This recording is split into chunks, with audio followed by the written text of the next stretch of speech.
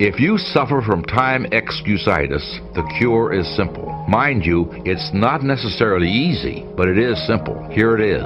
Resolve now never to say, I don't have the time or I'm too busy. Always seek ways to accommodate new challenges in your job or special assignments or extra time with your family. You may find yourself slipping back into the excuse from time to time, but if you do, catch yourself. When you're about to say, I don't have time, change your mind. It often helps to budget your time, just like you might budget your money. Sit down and write out a time plan. Strive to become that busy person that people seek out for special challenges, instead of another victim of excusitis. Remember, everyone has the same amount of time. The difference is in how you use it.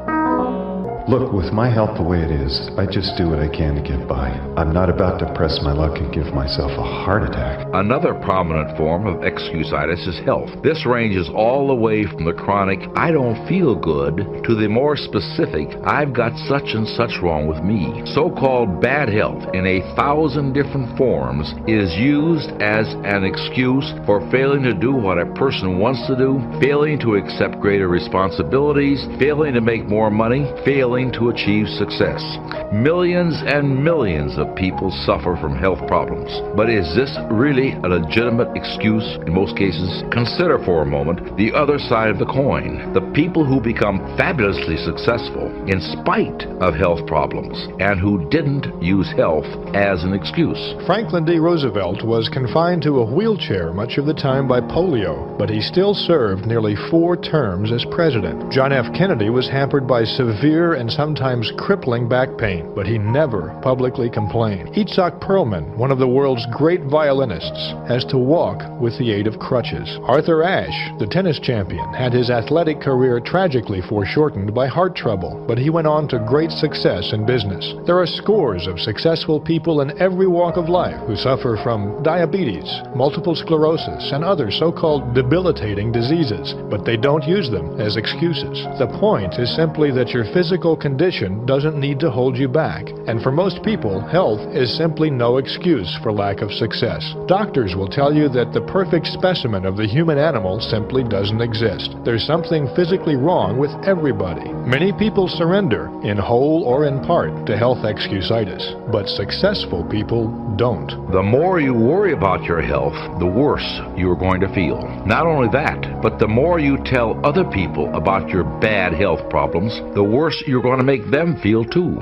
You see, whenever you tell someone, I feel rotten today, or I have a headache, you're really telling them, I'm a little bit dead today. And nobody, but nobody, wants to be around a dead person. The plain truth is, there are only 2 people in the world who really want to hear you complain about your health problems. One is your doctor, and the other is your mortician. Nobody else cares. Nobody else wants to hear about your bad health. Now look at the other side. When you tell someone, I feel great, look what happens. First, you make yourself feel better. Try it right now, and you'll see what I mean. Say out loud, I feel great. Come on now, say it. I feel great. It's impossible to say that and not actually feel better. Second, you make the other person feel better when you tell them how great you feel. And third, you make them feel better toward you. When anyone asks me how I'm feeling, I automatically tell them that I feel so good I can hardly stand it, and if I felt any better, I'd be worried. This makes people laugh, but it also makes me feel better, because how you feel is a product of how you think you feel. So now's the time to cure yourself from the disease of health excusitis forever. Here's how to do it. The vaccine against health excusitis comes in 4 doses. First, refuse to talk about your health. Talking about your bad health is like putting fertilizer on weeds, and besides that, it bores people. Success-minded people defeat the tendency to complain about their health. Second, refuse to worry about your health. If you have a problem, see your doctor, but don't worry about it.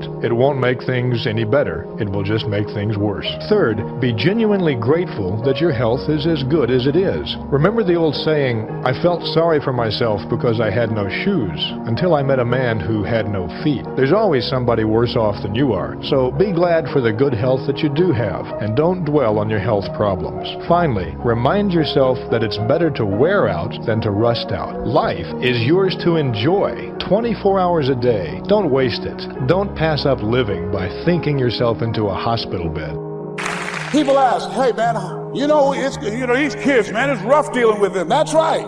That's right. You think peer pressure happened overnight? We went through peer pressure. I remember as a kid, some guys said, hey Les, me and another fellow named Willie Lowe, we were going home. Hey man, we're going down to Goulds, man, and knock off a grocery store. I said, look here, I don't want no part of that. I'll see y'all later. Say, y'all chicken. I said, that's all right, you say whatever you want. Low star. I'm not chicken, man, don't call me chicken. Then why don't you come? We didn't even ask you to come into place, man. All you do is just drive the car, that's all. I don't know how to drive that good. Well, we're trying to get Les to come. He's chicken. Hey, I'm not driving nothing, all right? Willie, don't care about what they say, man. Leave him alone. You want to go do it? You find somebody else to drive, or you drive yourself. Come on, Willie, man. Pull him, he stop. I ain't chicken. All I got to do is drive? Yeah. I said, Willie, that sounds simple, man. Don't go, man. He went. And the next day, we read the newspaper where when they robbed the store, when they came out running to a car, the merchant, the man who owned the store, came out just shooting wildly, and he hit the driver in the head. So peer pressure didn't just start in the 90s or the 80s. It's difficult, it is challenging for kids right now. And it's going to take some easy, simple methods to help bring them out of this madness, this insanity. No. Is it hard? Yes. Let's look at what we've been doing. What has worked? What has not worked? Let's look at where we want to go. What is it that we want to produce? What is it that we want to create for our young people? And as we think about that, start experimenting with different methods and techniques to create and to produce that. And begin to believe that it's possible through our commitment, through our vision, through our determination, our relentlessness. Because of our belief, it's possible that we can reduce the teenage homicide rate, the teenage pregnancy rate, the dropout rate. That it's possible, looking at what kind of world are they going to be in? As we look at the global economy, that as we begin to use our collective will and genius and resources, it's possible that we can create an educational system that not only will test their minds with information and facts and figures, but would teach them how to think and be creative. And what does it mean to be a human being and to value human life? And how do you make relationships work? How do you bounce back from adversity? It's possible that we can give them a curriculum that will give their lives a sense of purpose and direction and meaning, and teach them how to begin to know and operate on a higher level of being, where they become assets to our society rather than liabilities. What if we leave here with that kind of consciousness that it's possible, as opposed to saying we have to write this generation off, that it's possible that we were born for such a time as this and that, that maybe someone here has the idea or the method or some plan of action or an approach that can resolve many of the problems that we're facing with young people today. Whatever we have to do to save our children, it's worth it. Now, we bring more to the next week. We bring more to the next month. We bring more to the next year. If you follow this absorb, respond, and reflect. I said to my father when he was about to turn 76, his 76th birthday, I said, "Dear father of mine, can you imagine what it's going to be like to gather up the last 75 years of your life and invest them in your 76th year?" What a difference of philosophy, rather than just hanging on one more year. Gather up 75 and invest them in the next one. Gather up the last 6 years and invest it in the next year. See, that's so powerful in communication, which we're going to study soon. So powerful. So consider this. 1, the ability to absorb. 2, the ability to respond. 3, the ability to reflect. Here's number 4, develop the ability to act. Take action. Not hasty if it isn't required, but don't lose much time. Here's the time to act. When the idea is hot and the emotion is strong. That's the time to act. You say, Mr. Rohn, I'd like to have a library like yours. See, if you feel strong about that, what you got to do is get the first book and then get the second book. Before the feeling passes and before the idea gets dim, action pronto. Action immediate. Action as soon as possible. Because if you don't, here's what happens. We call it the law of diminishing intent. We intend to when the idea strikes us. We intend to when the emotion is high. But now if you don't translate that into action fairly soon, now the intent starts to diminish. And a month from now it's cold. A year from now, it can't be found. So act. Set up a discipline when the emotions are high and the idea is strong and clear and powerful. That's the time to set up the discipline. Somebody talks about good health and you're stirred. Say, right. You need to get a book on nutrition. Get the book before the idea passes and before the emotion gets cold. Go for the book. Start the library. Start the process. Fall on the floor. Do some push-ups. Action. Got to take action. Otherwise, the wisdom is wasted. Otherwise, the emotion soon passes. Unless you put it into a disciplined activity. Capture it. Disciplines is called how to capture the emotion and how to capture the wisdom and translate it into equity. Discipline. Now here's what's important about disciplines. All disciplines affect each other. In fact, here's a good philosophical phrase. Everything affects everything else. Nothing stands alone. Don't be naive in saying, well, this doesn't matter. I'm telling you, everything matters. There are some things that matter more than others, but there isn't anything that doesn't matter. Okay. We all pity the man who says, well, this is the only place I let down. Not true. Key to take home. Every letdown affects the rest of your performance. Every letdown affects the rest. This is part of the educational process on personal development. If you don't take the walk around the block, you probably won't do the apple a day. If you don't do the apple a day, you probably won't start building your library. If you don't build your library, you probably won't keep a journal, and you won't take pictures, and then you won't do this, you won't do wise things with your money, won't do wise things with your time, won't do wise things with your possibilities and relationships, and the first thing you know, 6 years of that accumulated, and we say you have messed up.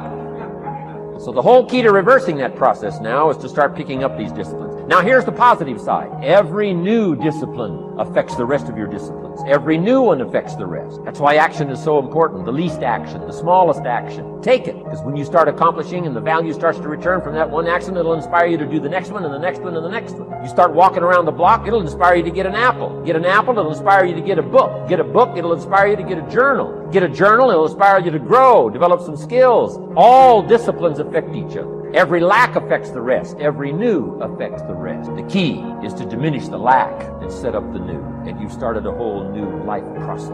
Key.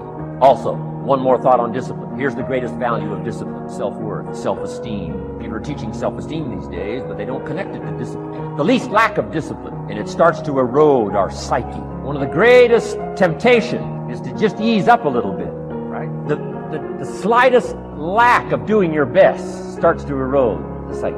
Instead of doing your best, doing just a little less than your best. Sure enough, you say, well, it's just going to affect my sales. No, it's going to affect your consciousness. It's going to affect your philosophy. Now you've begun in the slightest way to affect your own philosophy.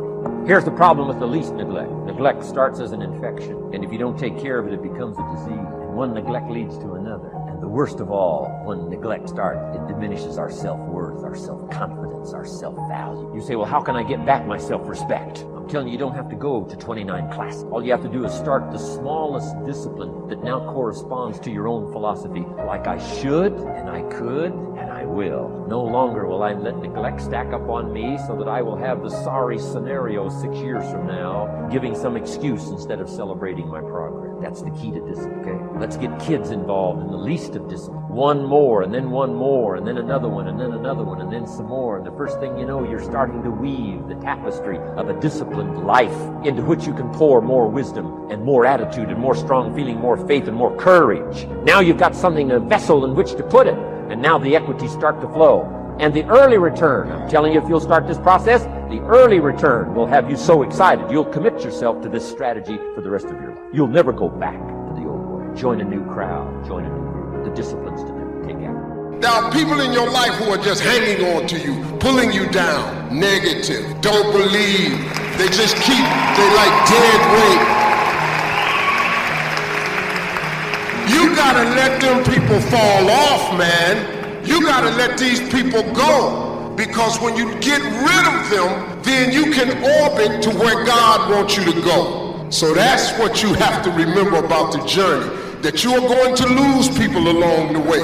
The whole time you're going to lose a lot of people. So I hope that makes sense to you. You know, when I speak, I don't use paper. You know, I don't write and then talk. I only come if people will allow me to say what's in my heart. You know, I don't like writing it down. I know my life. If you ask me about my life, I don't gotta write that down. I've been living this the whole time, so I speak. I don't want to offend anybody. I speak. I'm kind of loud, you know. See, like the baby, I'm kind of loud, you know. And so that's how I talk the way I talk, because I'm passionate. I want young people to get to where God has planned for you. I want, and that's why I'm so passionate. because you can be great, but you have to make the decision to be great. This is a decision. God gives us the power of choice. You get to decide if you want to work at the bank, if you want to ride a bus, if you want to sail the ocean. You get to make decisions. You've got to make smart decisions for your